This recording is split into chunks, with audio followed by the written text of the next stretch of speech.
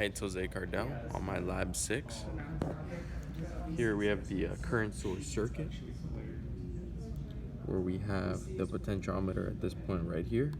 This is the transistor with VC at this point right here, and VE at this point right here. Right now we can see the scope measuring VE. We see 1.73 volts.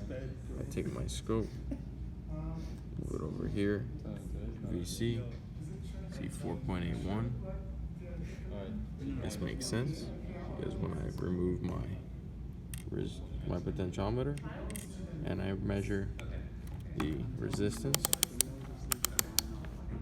I get a value very close to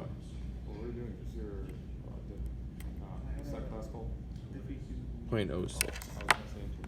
And that is how I measure. You measure across 1 to 2. Here we have the part B circuit. We can see here the probe set up on the VC, and we can see here the VC waveform and the VIN waveform. Same thing when I move my probe to the emitter.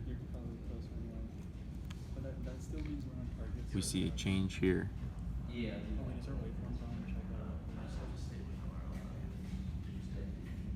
And we see a DC offset between the input wave and the output wave.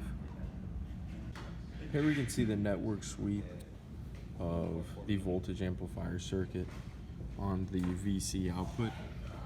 We see it makes sense as we started at 180 degrees, similar to the other scope that we saw on the other video, and we see just what we expect the gain as well. It drops off as it gets to 100 megahertz. On the VE output, we did not see any change, which makes sense because both waves were exactly the same except for a DC offset.